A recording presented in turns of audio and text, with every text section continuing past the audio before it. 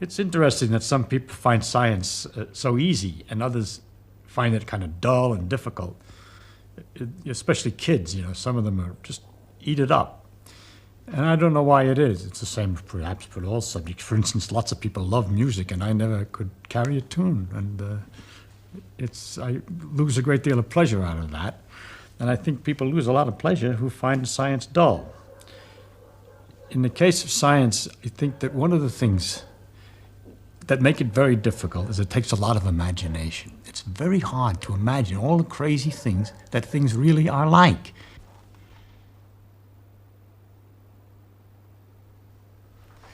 Nothing's really as it seems. We're used to get, hot and cold, and all that hot and cold is the speeds that the atoms are jiggling. If they jiggle more, it corresponds to hotter, and colder is jiggling less. So if you have a bunch of atoms, a cup of coffee or something sitting on a table, and the atoms are jiggling a great deal in the coffee, and they bounce against the cup, and the cup then gets shaking, and the atoms in the cup shake, and they bounce against the saucer, and the heat heats the cup and heats everything else. And hot thing spreads its heat into other things by mere contact, because the atoms that are jiggling a lot in the hot thing shake the ones that are jiggling only a little bit in the cold thing, so that the hot heat, we say, goes into the cold thing. It spreads. But what's spreading is just jiggling and irregular motions, which is easy to kind of understand. It brings up another thing that's kind of curious. That I say that things jiggle, and if you're used to balls bouncing, they slow up and stop after a while. But we have to imagine with the atoms a perfect elasticity. They never lose any energy. Every time they bounce, they keep on bouncing all the time. They don't lose anything. They're perpetually moving. And that the things that happen when we say something loses energy, if a ball comes down and bounces, it shakes irregularly some of the atoms in the floor. And then when it comes up again, it leaves some of those atoms moving, the jiggling. So as it bounces, it's passing its extra energies, its extra motions, to little patches on the floor each time it bounces, and loses a little each time until it settles down, we say, as if all the motion has stopped. But what's left is the floor is shaking more than it was before, and the atoms in the ball are shaking more than they were before. That the organized motion of all these atoms moving the same way, falling down, and the quiet floor is now transformed into a ball sitting on the ground, but all that motion is still there in a form, or the energy of motion, in the form of the jiggling of the floor, which is a little bit warmer. Unbelievable. But anybody who's hammered a great deal on something knows that it's true, that if you pound something and hit it a lot, you can feel the temperature difference. It heats up. It heats up simply because you're jiggling it. This picture of atoms is a beautiful one that you can keep looking at all kinds of things this way. You see a little drop of water, a tiny drop, and the atoms attract each other. They like to be next to each other. They want as many partners as they can get. Now, the guys that are at the surface have only partners on one side. You're in the air on the other side, so they're trying to get in. And you can imagine this team of people, these teeming people, all moving very fast, all trying to get to have as many partners as possible. And the guys at the edge are very unhappy and nervous, and they keep pounding in, trying to get in, and that makes it a tight ball instead of a flat. And that's what, surface tension, the way when you realize, when you see how sometimes a water drop sits like this on a table, then you start to imagine why it sits like that, because everybody's trying to get into the water. And at the same time, while all this is happening, there are these atoms that are leaving the surface, and the water drop is slowly disappearing. I find myself trying to imagine all kinds of things all the time, and I get a kick out of it, just like a runner gets a kick out of sweating. I get a kick out of thinking about these things. I can't stop. I mean, I could talk forever. If you cooled off the water so the jiggling is less and less, and it jiggles slower and slower, then the atoms get stuck in place. They like to be with their friend.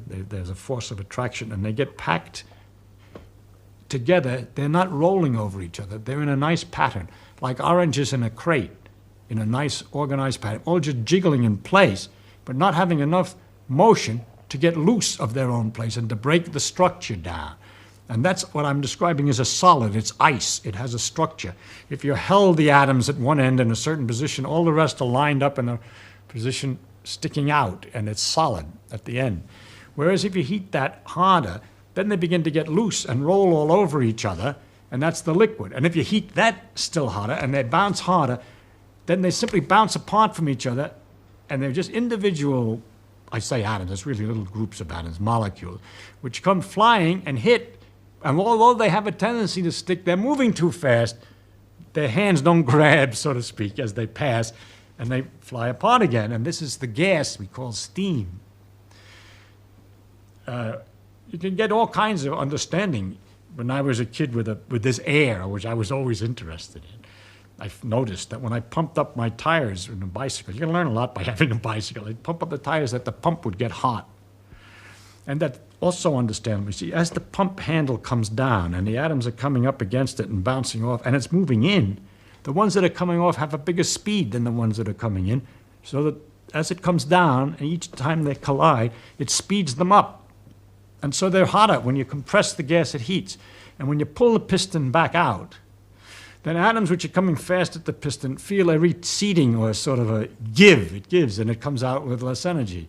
It's like going up against something which is soft and yielding. It goes boom, boom, and it loses. So as you pull the piston out and the atoms are hit, they lose their speed and they cool off. And gases cool when they expand. And the fun of it is that all these things which you see or notice in the world about it, the pump heats the gas, or the gas cools when it expands, or the steam evaporates until you cover the cover, and all these things you can understand from these simple pictures. And that's kind of a lot of fun to think about. I don't want to take this stuff seriously. I think we should just have fun imagining it and not worry about. There's no teacher going to ask you questions at the end. Otherwise, it's a horrible subject.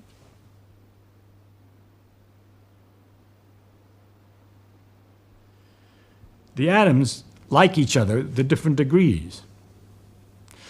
Oxygen, for instance, in the air would like to be next to carbon, and if they're getting near each other, they snap together. If they're not too close, though, they repel and they go apart, so they don't know that they could snap together. It's just as if you had a ball that was trying to climb a hill and there was a hole it could go into, like a volcano hole, a deep one.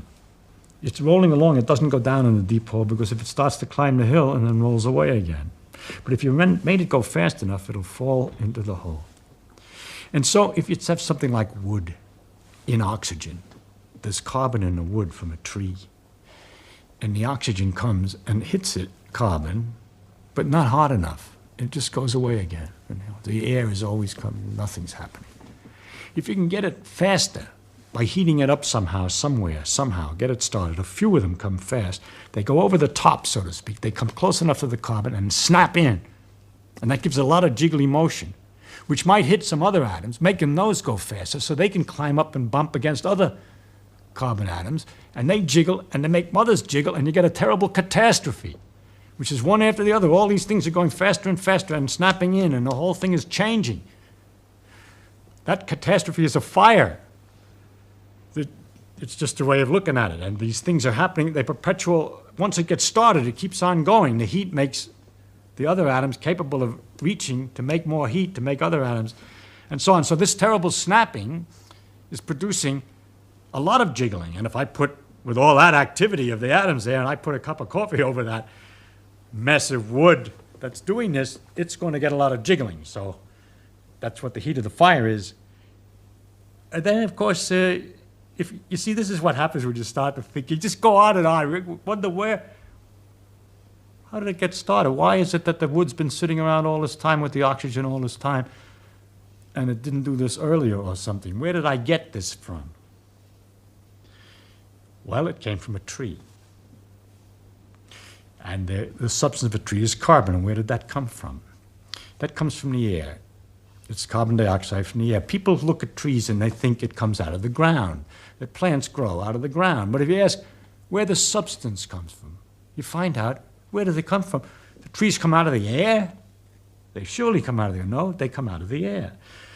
The carbon dioxide in the air goes into the tree and it changes it, kicking out the oxygen and pushing the oxygen away from the carbon, and leaving the carbon substance with water. Water comes out of the ground, you see. Only how did it get in there? It came out of the air, didn't it? It came down from the sky. So in fact, most of a tree, almost all of the tree is out of the ground. I'm sorry, it's out of the air. There's a little bit from the ground, some minerals and so forth. Now, of course, I told you the oxygen, we know the oxygen and carbon stick together very tight. How is it the tree is so smart as to manage to take the carbon dioxide, which is the carbon and oxygen nicely combined, and undo that so easy? Life. Life has some mysterious force. No, the sun is shining. And it's the sunlight that comes down and knocks this oxygen away from the carbon. So it takes sunlight to get the plant to work. And so the sun all the time is doing the work of separating the oxygen away from the carbon. The oxygen is some kind of terrible byproduct, which it spits back into the air, and leaving the carbon and water and stuff to make the substance of the tree. Then when we take the substance of the tree and stick it in the fireplace, and there's all the oxygen made by these trees, and all the carbon would much prefer to be close together again. And once you let the heat to get it started, it continues and makes an awful lot of activity while it's going back together again. And all this nice light and everything comes out. And everything is being undone. You're going back from carbon and oxygen back to carbon dioxide. And the light and heat that's coming out, that's the light and heat of the sun that went in. So it's sort of stored sun that's coming out when you burn a log. Next question, how is it the sun is so jiggly, so hot? I gotta stop somewhere. I'll leave you something to imagine.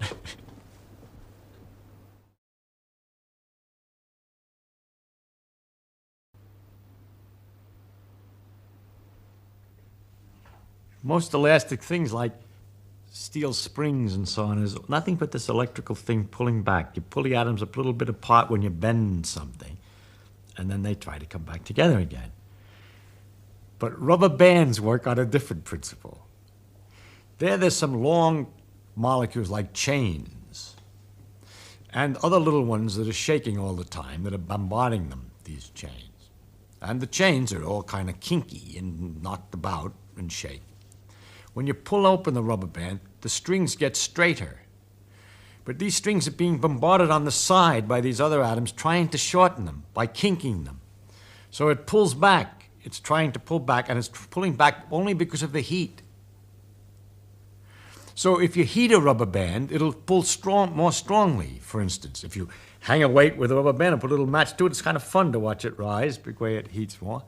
And there's another thing you can check that this idea is right, that it's heat that drives a rubber band. If you pull the band out, just like when we push the piston in the gas, if you pull the band out, the tightening string hitting those molecules makes them move faster, and so it's warmer. And if you take the band and let it in, then the molecules hitting the strings which sort of give as the thing hits, they give in to the soft like, and they lose energy when they hit these retiring strings. So it cools. And there is a little way you can do this. You're not very sensitive. It's a small effect. And if you take a fairly wide rubber band and put it between your lips and pull it out, you'll certainly notice it's hotter. And if you then hold it out and let it in, you'll notice it's cooler. At least you'll notice a certain difference in what happens when you expand it, when you contract it. And I've always found rubber bands fascinating to think that when they're sitting on an old package of papers for a long time, holding those papers together, it's done by a perpetual pounding of the atoms against these chains to hold it, trying to kink them year after year. Well, rubber bands don't last that long, but anyhow, for a long time, trying to hold this whole thing together. The world is a dynamic mess of jiggling things if you look at it right. And if you magnify it, you can hardly see anything anymore because everything's jiggling and they're all in patterns and they're all lots of little balls. And it's lucky that we have such a large scale view of everything that we can see them as things without having to worry about all these little atoms all the time.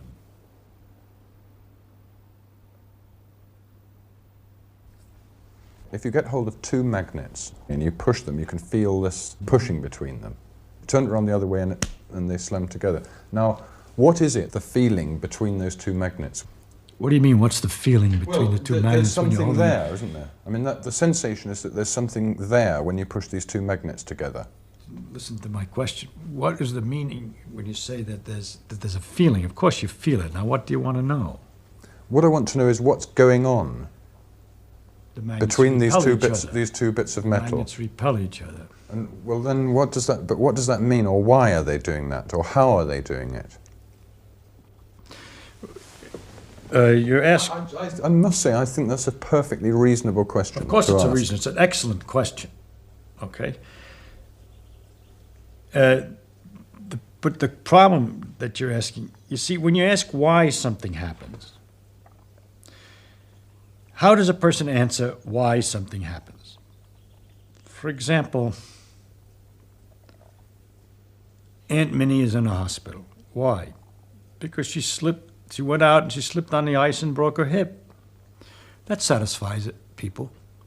It satisfies, but it wouldn't satisfy someone who came from another planet, knew nothing about things. First, you should understand why, when you break your hip, do you go to the hospital? How do you get to the hospital when the hip was broken? Well, because her husband, seeing that she had the hip was broken, called the hospital up and sent somebody to get her. All that is understood by people. Now, when you explain a why, you have to be in some framework that you allow something to be true. Otherwise, you're perpetually asking why. Why did the husband call up the hospital? Because husband is interested in his wife's welfare. Not always. Some husbands aren't interested in their wife's welfare when they're drunk and they're angry. And so you begin to get a very interesting understanding of the world and all its complications. And in order to if you try to follow anything up, you go deeper and deeper in various directions. For example, you could go, why did she slip on the ice? Well, ice is slippery. Everybody knows that, no problem. But you ask, why is ice slippery? That's kind of curious. Ice is extremely slippery. It's very interesting. You say, how does it work? So you could either say, I'm satisfied that you've answered me, ice is slippery, that explains it. Or you could go on and say, why is ice slippery? And then you're involved with something, because there aren't many things as slippery as ice. It's very hard to get. Greasy stuff, but that's sort of wet and slimy. But a solid that's so slippery, because it is in the case of ice that when you stand on it, they say, momentarily the pressure melts the ice a little bit, so you got a sort of instantaneous water surface on which you're slipping. Why on ice and not on other things? Because ice expands water expands when it freezes, so the pressure tries to undo the expansion and melts it. It's capable of melting it. But other substances contract when they're freezing, and when you push them, they're just satisfied to be solid. Why does water expand when it freezes and other substances don't expand when they freeze? All right? I'm not answering your question, but I'm telling you how difficult the why question is. You have to know what it is that you're permitted to understand and allowed to be understood and known, and what it is you're not. You'll notice in this example that the more I ask why, it gets interesting after a while. That's my idea, that the deeper a thing is, the more interesting it is. And we could even go further and say, why did she fall down when she slipped? That has to do with gravity, involves in all the planets and everything else. Never mind. It goes on and on. Now, when you ask, for example, why two magnets repel, there are many different levels. It depends on whether you're a student of physics or an ordinary person who doesn't know anything or not. If you're somebody who doesn't know anything at all about it, all I can say is that there's a magnetic force that makes them repel, and that you're feeling that force. And you say, but that's very strange, because I don't feel kind of force like that in other circumstances. When you turn them the other way, they attract. There's a very analogous force, electrical force, which is the same kind of a question. And you say, that's also very weird. But you're not at all disturbed by the fact that when you put your hand on the chair, it pushes you back. But we found out by looking at it that that's the same force, as a matter of fact. The electrical force, not magnetic exactly in that case, but it's the same electrical repulsions that are involved in keeping your finger away from the chair, because everything's made out of its electrical forces in microscopic details. There's other forces involved, but this is connected to electrical forces. It turns out that the magnetic and the electric force with which I wish to explain these things, this repulsion in the first place, is what ultimately is the deeper thing that we have to start, what we can start with, to explain many other things that looked like they were, everybody would just accept them. You know, you can't put your hand through the chair. That's taken for granted. But that you can't put your hand through the chair when looked at more closely. Why? It involves these same repulsive forces that appear in magnets. The situation you then have to explain is why in magnets it goes over a bigger distance than in ordinarily. And there it has to do with the fact that in iron, all the electrons are spinning in the same direction. They all get lined up, and they magnify the effect of the force until it's large enough at a distance that you can feel it. But it's a force which is present all the time and very common and is in a basic force of almost, I mean, I can go a little further back if I were more technical, but at an early level, I just have to tell you that's going to be one of the things you'll just have to take as an element in the world, the existence of magnetic repulsion or electrical attraction, magnetic attraction. I can't explain that attraction in terms of anything else that's familiar to you. For example, if we say the magnets attract like as if they were connected by rubber bands, I would be cheating you because they're not connected by rubber bands. I shouldn't be in trouble. You'd soon ask me about the nature of the bands. And secondly, if you were curious enough, you'd ask me why rubber bands tend to pull back together again, and I would end up explaining that in terms of electrical forces, which are the very things that I'm trying to use the rubber bands to explain. So I have cheated very badly, you see. So I'm not going to be able to give you an answer to why magnets attract each other, except to tell you that they do, and to tell you that that's one of the elements in the world of different kinds of forces. There are electrical forces, magnetic forces, gravitational forces, and others, and those are some of the parts. If you were a student, you'd go I could go further. I could tell you that the magnetic forces are related to the electrical forces very intimately, that our relationship between the gravity forces and electrical forces remains unknown, and so on. But I really can't do a good job, any job, of explaining magnetic force in terms of something else that you're more familiar with, because I don't understand it in terms of anything else that you're more familiar with.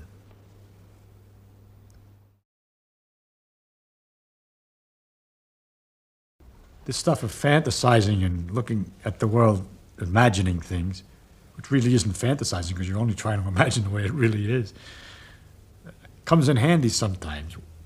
The other day I was at the dentist and he's getting ready with his electric drill to make holes. And I thought I better think of something fast or else it's going to hurt. And then I thought about this little motor going around and what was it that made it turn? And what was going on?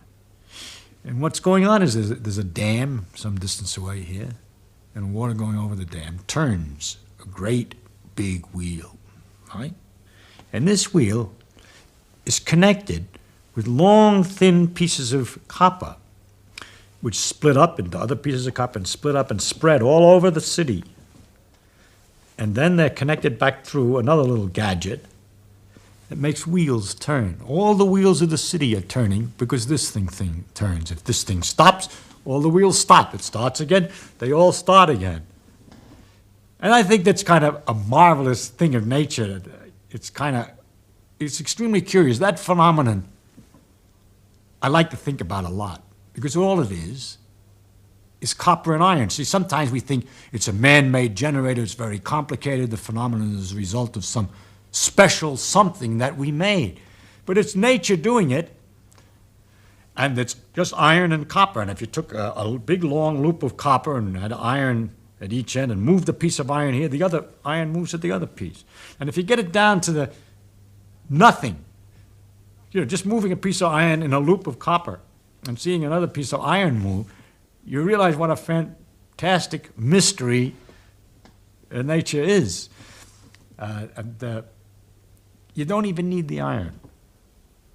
You could, if you at least get this pump primed and started, by jiggling copper strands around fast enough, knotting them and unknotting them and so forth, you can get other copper strands to move at the other end of a long connection. And what is it? It's only copper and motion. And we're so used to circumstances in which these electrical phenomena are all canceled out. Everything's sort of neutral, pushing and pulling. It's really very dull. But nature has these wonderful things, magnetic forces and electrical forces. You comb your hair with your comb and you get some strange condition. So you put it in front of a piece of paper and it lifts up the paper, or the paper jiggles at a distance, far away. And that's, in fact, turns out that that is the thing that's more deeper inside of everything than the things we're used to. We're used to forces that only act directly, right? You push with your finger, it only acts directly. But then you have to imagine what it is that's pushing with the finger. Here's this little finger's made out of little balls and atoms. And it's got another bunch of atoms that I'm pushing.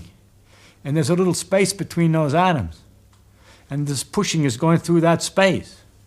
And the only thing that happens with the comb and the paper is that circumstances have arisen which make it possible to see that these forces go through a bigger distance than just the short distance between the atoms. What it is that if you have charges like electrons that are both the same, they repel each other with a force. They're little tiny particles. They're a piece of the atom, and they repel each other with a force which is enormous. It's inversely as the square of the distance, just like gravity is inversely as the square of the distance, but gravity is attractive, and this is repulsive.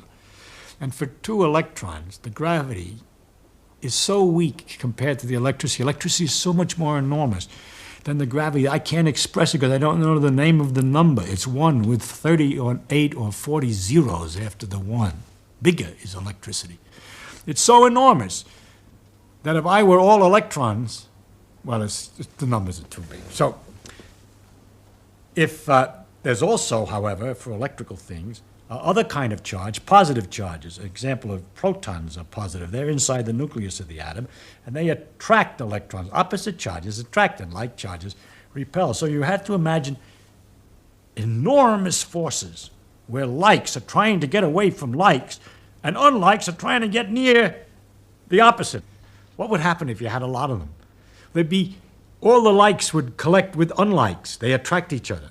And they'd get an intimate mixture of pluses and minuses all on top of each other, very close together.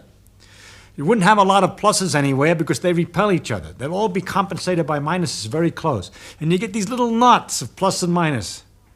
The reason that the knots don't get smaller and smaller is because they are particles, and there's quantum mechanical effects that we won't discuss that makes it that you can't get any smaller than a certain size. And so you get these little lumps, which are balls. They're the atoms. The atoms have positive and negative charge, and they're neutralized. They cancel their charge as nearly as they can. And because of this force is so big, it ends up nowhere, with very little left. Because it's so big, it cancels out. There's always so exactly the same pluses and minuses in any normal material. When you comb your hair, it rubs just a little bit extra, or just a few extra minuses, say, here, and somewhere else a few extra pluses. But the forces are so big, there's just the extra ones which make a force that we can see that seems to be at a long range. And that we find mysterious, and that we need an explanation for. And we try to find an explanation for it in terms of ideas like the forces that are inside of rubber bands or steel bars or twisted things. We would like to have some kind of puller at a distance because we're used to it, that we don't get any push until we're touching. But the fact is that the reason we don't get any push until we're touching is it's the same force as you see at a long distance, only it's come down to short because the pluses and minuses have canceled out so well that you don't feel anything until it gets very, very close. When it gets close enough, of course, it makes a difference which is plus and which is minus and where they are, and they repel each other.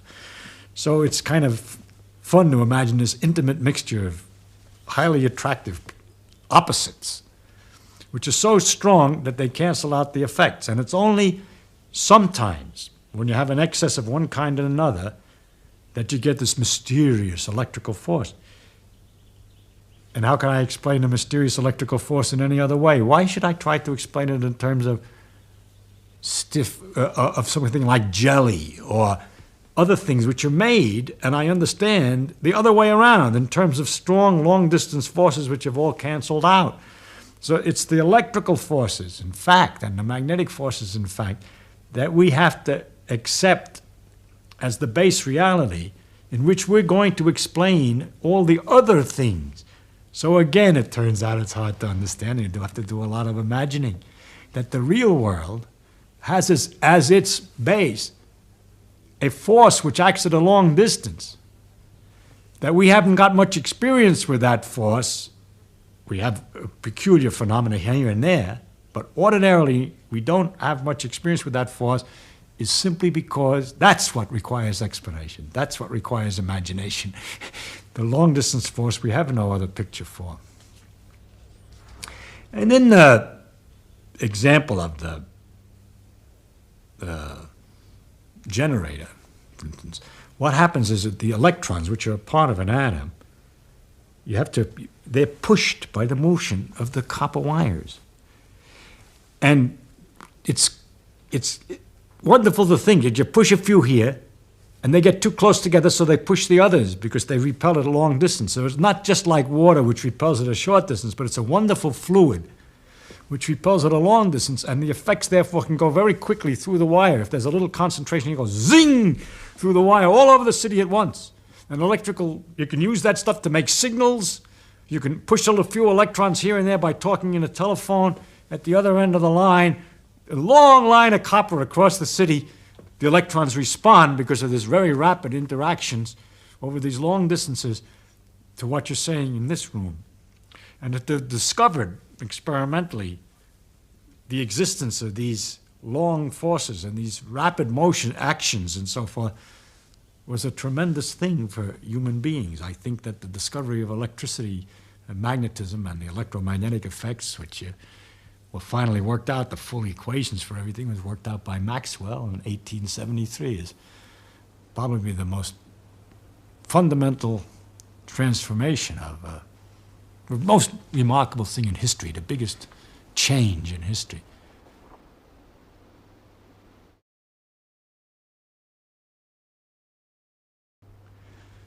I went to a scientific school, MIT, and in fraternity, when you first join, they try to keep you from being, if you think you're smart, from being feeling that you're too smart, by giving you what look like simple questions to try to figure out what actually happens. And it's like training for imagination, you know.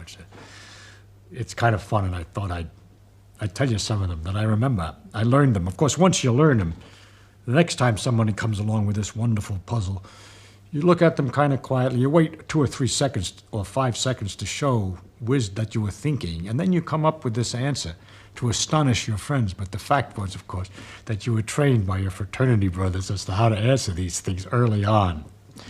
One of the questions we got was the problem about the mirror. It's an old problem. You look in a mirror, and let's say you part your hair on the right side.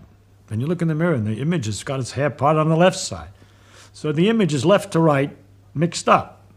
It's not top and bottom mixed up, because the top of the head of the image is up there at the top, and the bottom of the feet is at the bottom. And the question is, how does a mirror know to get the left and right mixed up and not the up and down?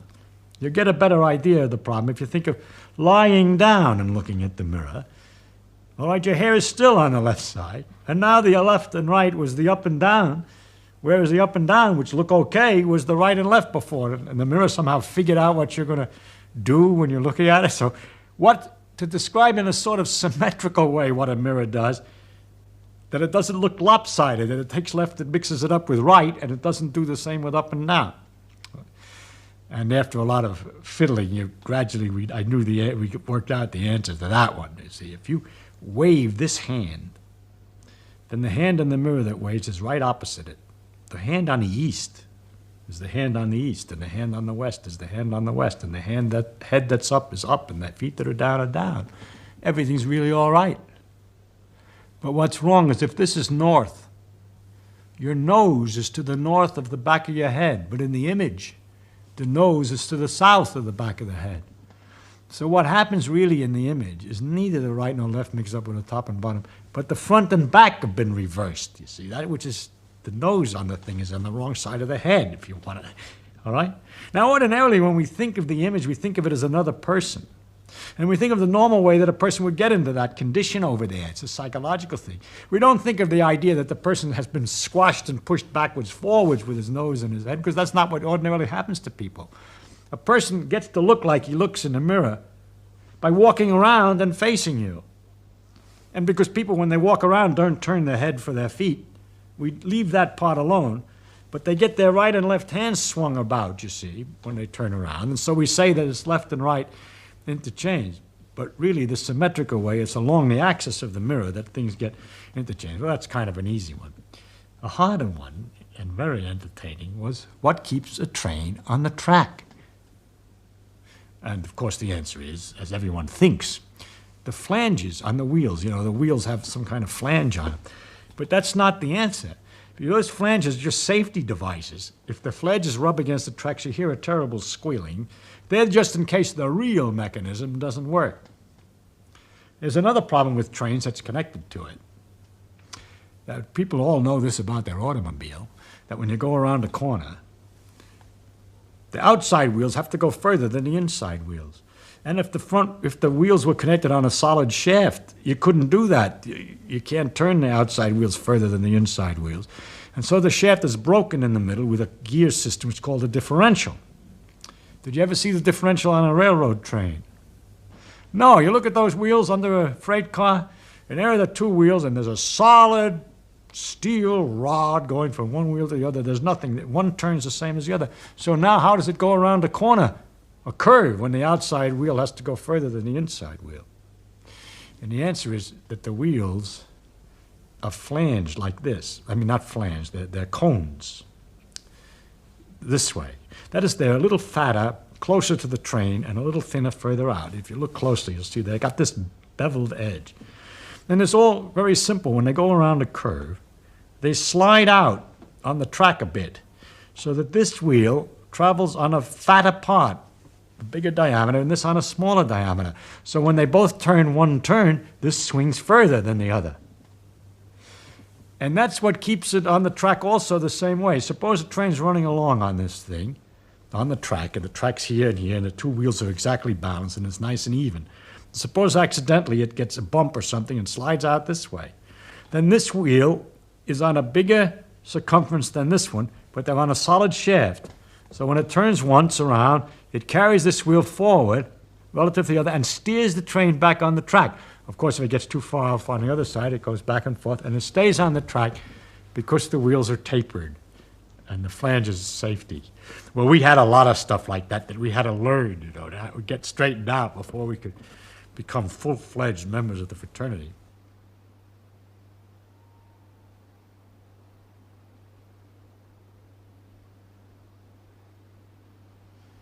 If I'm sitting next to a swimming pool and somebody dives in, and she's not too pretty, so I can think of something else, I think of the waves and things that are formed in the water.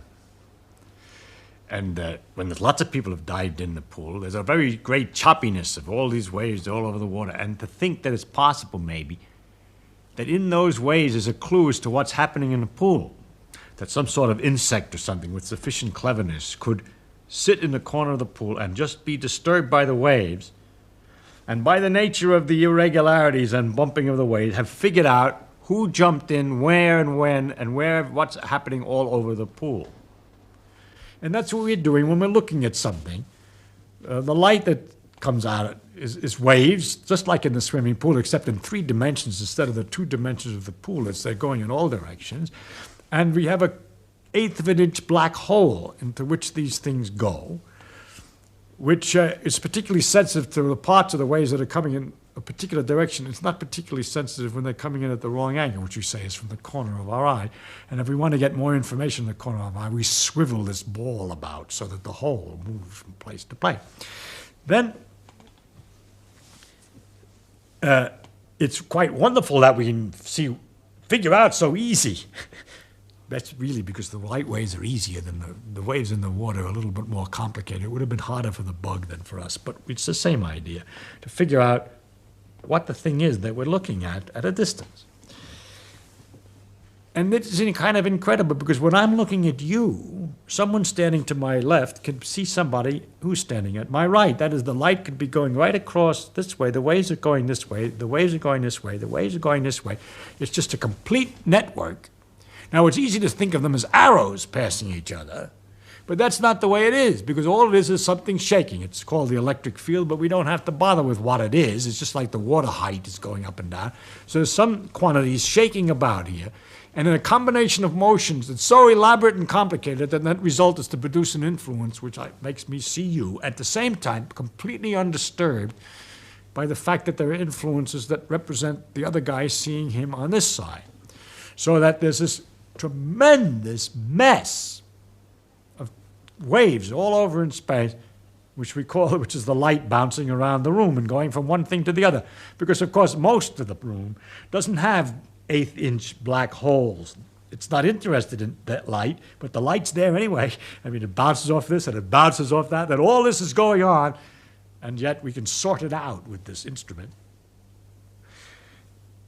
But beside all that, you see, those waves that I was talking about in the water, maybe they're so big, some of them, and then you could have slower swashes, which are longer and shorter. And perhaps our animal who's making his study is only using waves between this length and that length.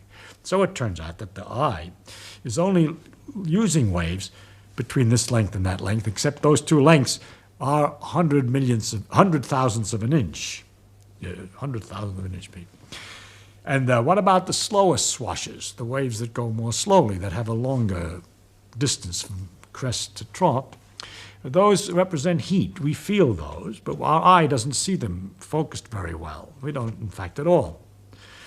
The shorter waves are blue, the light, and the longer waves are red. But when it gets longer than that, we call it infrared. All this is in there at the same time. That's the heat. Pit vipers that you got down here in the desert, they have a little thing that they can see the longer waves and pick out mice, which are radiating their heat, their longer waves, by their body heat, by looking at them with this eye, which is the pit of the pit viper. But we aren't able to do that. And then these waves get longer and longer, and all through the same space, all these things are going on at the same time, so that in this space, there's not only my vision of you, but information from Moscow radio that's being broadcast at the present moment, and the singing of somebody from Peru. All the radio waves are just the same kind of waves, only longer waves. And there's the radar from the airplane, which is looking at the ground to figure out where it is, which is coming through this room at the same time. Plus the X-rays, cosmic rays, and all these other things, which are the same kind of waves, exactly the same waves, but shorter, faster, or longer, slower. It's exactly the same thing. So this big field, this area of irregular motions of this electric field, this vibration, contains this tremendous information, and it's all really there. That's what gets you. If you don't believe it, then you pick a piece of wire and connect it to a box. And in the wire, the electrons will be pushed back and forth by this electric field, sloshing just at the right speed for a certain kind of long waves. And you turn some knobs on the box to get the sloshing just right, and you hear Radio Moscow. Though you know that it was there. How else did it get there? It was there all the time. It's only when you turn on the radio that you notice it. But that all these things are going through the room at the same time, which everybody knows. But you got to stop and think about it to really get the pleasure about the complexity, the inconceivable nature of nature.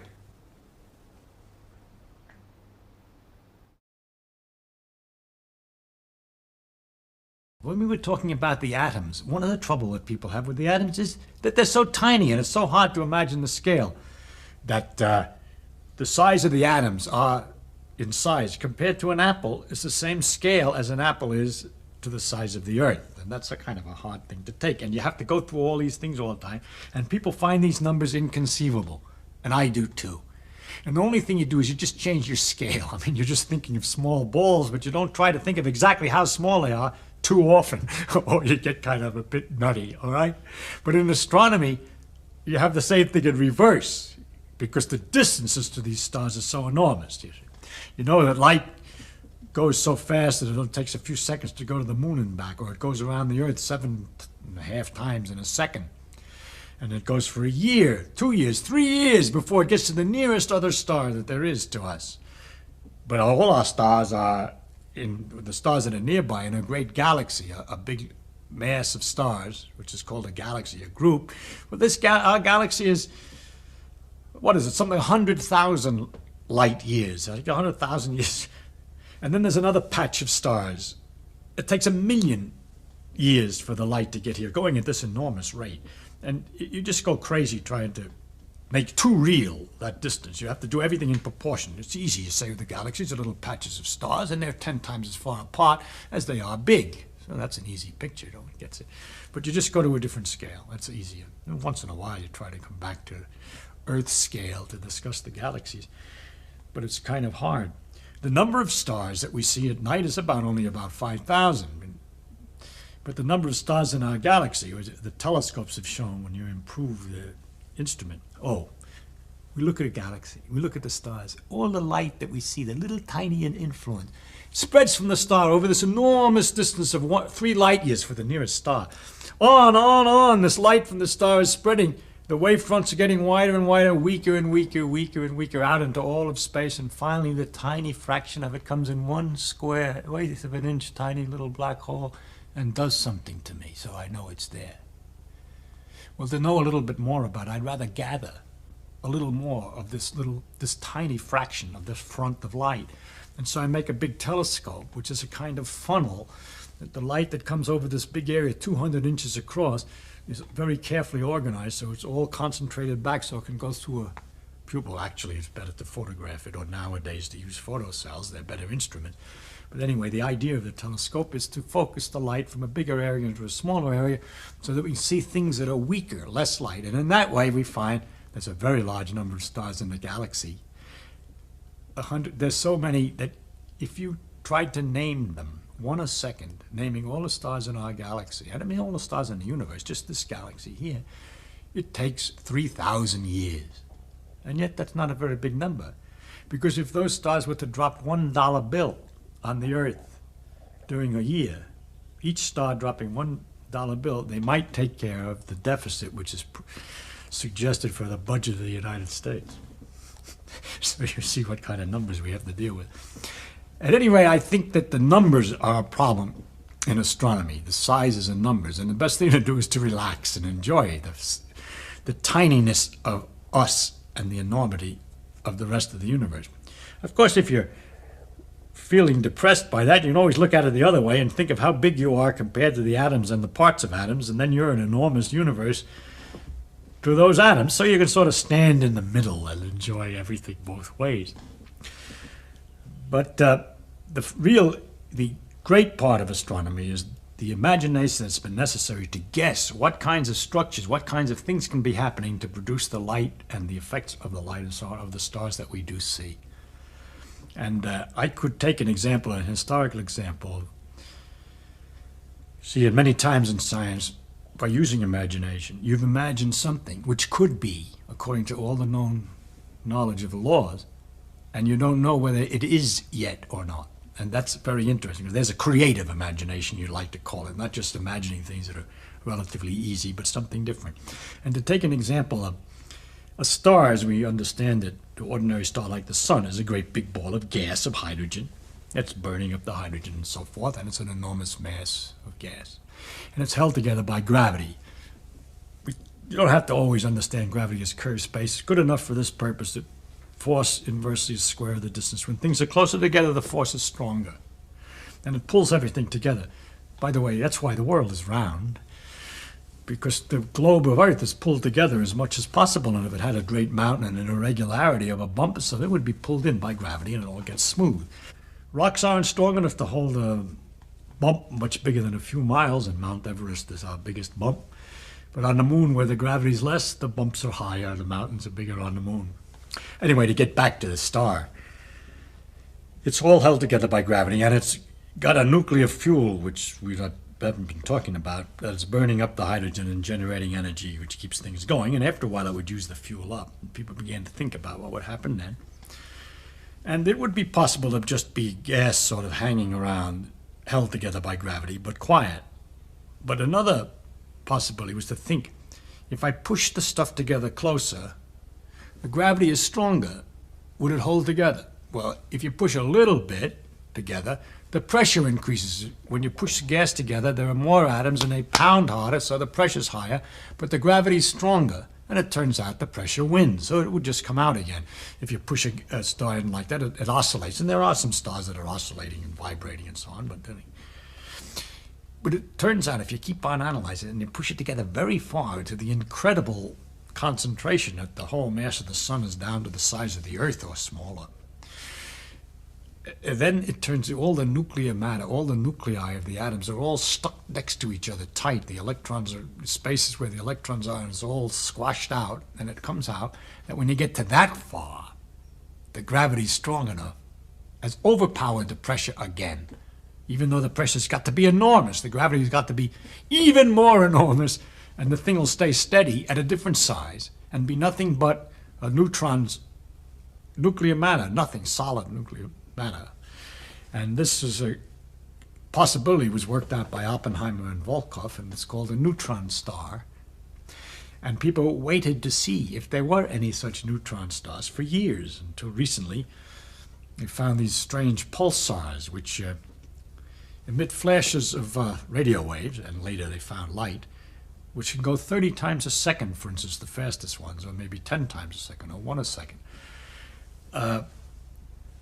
And at first, that's very mysterious. You're used to stars being big and slow, and how can anything in a star move in a 30th of a second? Well, these things are very small neutron stars, and they're spinning very fast. And there's some, for reasons not yet understood, they're emitting a beam of radio waves, like a searchlight in an airport or something. Those things that go around, boop, boop, boop. So we get the flashes, tick, tick, tick, tick, tick, tick, tick, tick, tick, that fast. To imagine a star the mass of the sun doing something, turning so fast as 30 times a second is another one of these big number, hard to conceive imaginary things, okay? And the whole idea that there could be a star of such enormous density that a teaspoon would weigh so much that of the matter that if you put it down on the Earth's surface, it's so heavy it'll just plow right through to the center of the Earth, and things like that. It took a lot of imagination. It comes out of the mathematics and the analysis and all this that help you to make sure you're not making a mistake. And it turns out that such a star was possible, and it turned out later, in fact, they do exist. And that's a good example of how imagination is a useful thing and produces a guessing ahead of time and how we make advances by using it. Besides just the very difficult thing of imagining all the things that might be up there to explain the things we see. In the case of astronomy, we have a large number of things that we see that we are not yet quite clearly got the imagination to see what it is that's producing them. Quasars are very powerful sources of light and radio waves for very great distances. We can see them because they're so bright. And the exact cause of their sources is only gradually being recently understood in terms of another nutty concept of imagination, the black hole, which is something that comes from following the logic of the gravity theory of Einstein to its ultimate, working out the consequences in crazy circumstances.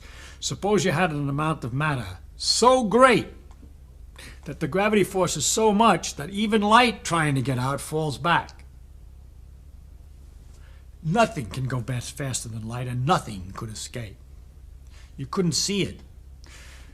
How would you get there? If you had a lot of matter to start with, it could fall together and get into this condition that no longer could the light come out. And so you would have this thing which would continue to attract things to it. Things would go in and nothing would come out. That's called a black hole.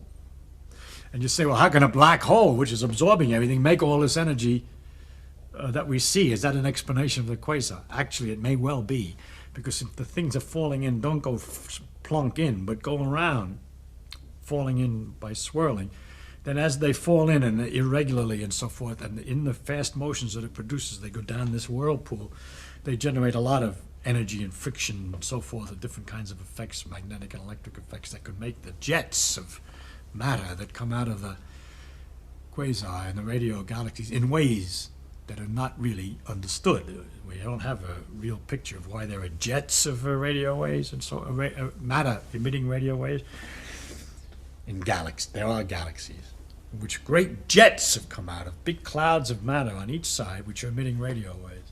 So there's some kind of a source in there that sort of gets wound up and shoots these jets of material out. with tremendous energy, and it's guessed that maybe that's a black hole somehow or other. And the somehow or other is the challenge of imagination, which has not yet been answered by anybody with any great confidence.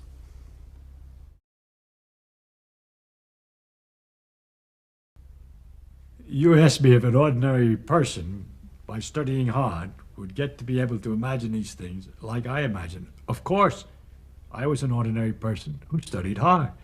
There's no miracle people. It just happens they got interested in this thing and they learned all this stuff. They're just people.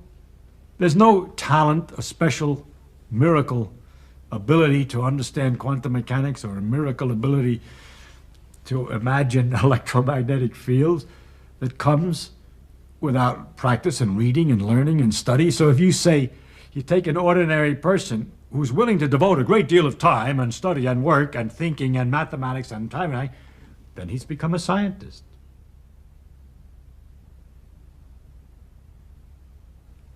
Well, when I'm actually doing my own things and I'm working in the high, the deep and esoteric stuff that I worry about, I don't think I can describe very well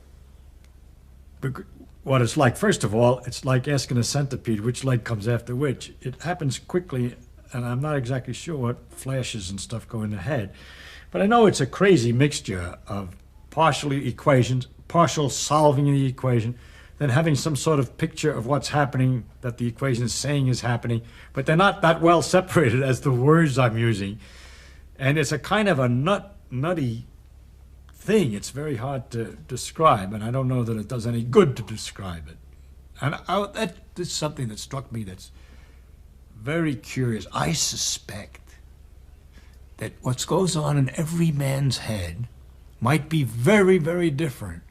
The actual imagery or semi-imagery which comes. And that when we're talking to each other at these high and complicated levels, and we think we're speaking very well, and we're communicating, but what we're really doing is having some kind of big translation scheme going on for translating what this fellow says into our images, which are very different. I found that out because at the very lowest level, I won't go into the details, but I got interested in, I was doing some experiments, and I was trying to figure out something about our time sense. And so what I would do is I would count, trying to count to a minute. Actually, say I'd count to 48, and it would be 1 minute. So I'd calibrate myself, and I would count a minute and 48. I think I was counting seconds, but it's close enough. And then it turns out if you repeat that, you can do very accurately. When you get to 48 or 47 or 49, not far off, you're very close to a minute. And I would try to find out what affected that time sense and whether I could do anything at the same time as I was counting. And I found that I could do many things. I could, there were some things that not. For example, I had great difficulty. I was in the university, and I had to get my laundry ready. And I was putting the socks out, and I had to make a list how many socks, and it was something like 6 or 8 socks, and I couldn't count them because the counting machine was being used, and I couldn't count them until I found out I could put them in a pattern and recognize the number. And so I learned a way after practicing by which I could go down the lines of type in newspapers and see them in groups 3, 3, 3, 1, that's a group of 10, 3, 3, 3, 1, without saying the numbers, just seeing the groupings. And I could therefore count the lines of type I practiced in the newspaper at the same time I was counting internally the seconds. And so I could do this fantastic trick of saying, 48, that's a 1 minute, and there are 67 lines of type, you see. It was quite wonderful.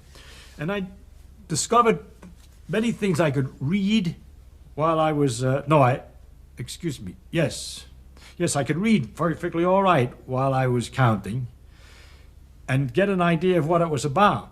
But I couldn't speak. I couldn't say anything.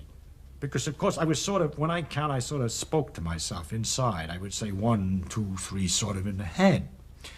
Well, I went down to the breakfast, and there was John Tukey was a mathematician down at Princeton at the same time, and we had many discussions, and I was telling him about these experiments and what I could do. And he says, that's absurd, he says. He says, I don't see why you would have any difficulty talking whatsoever. And I can't possibly believe that you could read.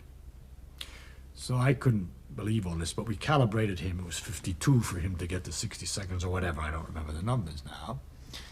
And then he'd say, all right, he said, what do you want me to say? Mary had a little lamb. I can speak about anything. Blah, blah, blah, blah, blah, blah. 52. It's a minute. And he was right. And I couldn't possibly do that. And he wanted me to read because he couldn't believe it. And then we compared notes, and it turned out that when he thought of counting, what he did inside his head when he counted was he saw a tape with numbers that when clink, clink, clink, the tape would change with the numbers printed on it, he could see. Well, since it's sort of an optical system that he's using and not voice, he could speak as much as he wanted. But if he had to read, then he couldn't look at his clock. Whereas for me, it was the other way. And that's where I discovered, at least in this very simple operation of counting, the great difference in what goes on in the head when people think they're doing the same thing. And so it struck me, therefore, if that's already true at the most elementary level, that when we learn the mathematics and the Bessel functions and the exponentials and the electric fields and all these things, that the imageries and method by which we're storing it all and the way we think about it could be really, if we could get into each other's heads, entirely different. And in fact, why somebody sometimes has a great deal of difficulty understanding a point which you see as obvious, and vice versa, it may be because it's a little hard to translate what you just said into his particular framework and so on. Now I'm talking like a psychologist, and you know I know nothing about this. Suppose that little things behaved very differently than anything that was big. Anything that you're familiar with. Because you see, as the animal evolves and so on, and his brain evolves, it gets used to handling, and the brain is designed for ordinary circumstances. But if the gut particles and the deep inner workings were by some other rules and some other character, they behaved differently, they were very different than anything on a large scale, then there would be some kind of difficulty in understanding and imagining reality. And that difficulty we are in. The behavior of things on a small scale is so fantastic. It's so wonderfully different, so marvelously different than anything that behaves on a large scale. You say electrons act like waves. No, they don't exactly. They act like particles. No, they don't exactly. They act like a kind of a fog around the nucleus. No, they don't exactly. And if you would like to get a clear, sharp picture of an atom so that you can tell exactly how it's going to behave correctly, have a good image, in other words, a really good image of reality, I don't know how to do it. Because that image has to be mathematical. We have a mathematical expression, strange as mathematics, I don't understand how it is, but we can write mathematical expressions and calculate what the thing is going to do without actually being able to picture it. It would be something like a computer that you put certain numbers in and you have the formula for at what time the car will arrive at different destinations, and the thing does the arithmetic to figure out what time the car arrives at the different destinations but cannot picture the car. It's just doing the arithmetic. So we know how to do the arithmetic, but we cannot picture the car. No, it's not 100% because for certain situations, a certain kind of approximate picture works, that it's simply a fog around the nucleus that when you squeeze it, it repels you, is very good for understanding the stiffness of material. That it's a wave which does this and that is very good for some other phenomenon. All right? So when you're working with certain particular aspects of the behavior of atoms, for instance, when I was talking about temperature and so forth, that they're just little balls is good enough, and it gives a very nice picture of temperature. But if you ask more specific questions and you get down to questions like, how is it that when you cool helium down, even to absolute zero where there's not supposed to be any motion, it's a perfect fluid that hasn't any viscosity, has no resistance, flows perfectly, and isn't freezing? Well, if you want to get a picture of atoms that has all of that in it, I can't do it, you see. But I can explain why the helium behaves as it does by taking my equations and showing that consequences of them is that the helium will behave as it is observed to behave. So we know we have the theory right, but we haven't got the pictures that will go with the theory. And is that because we're limited and haven't caught on to the right pictures? Or is that because there aren't any right pictures for people who have to make pictures out of things that are familiar to them.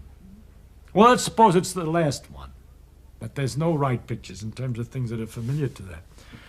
Is it possible then to develop a familiarity with those things that are not familiar on hand by study, by learning about the properties of atoms and quantum mechanics, by practicing with the equations, until it becomes a kind of second nature, just like it's second nature to know that if two balls came toward each other, they'd smash into bits.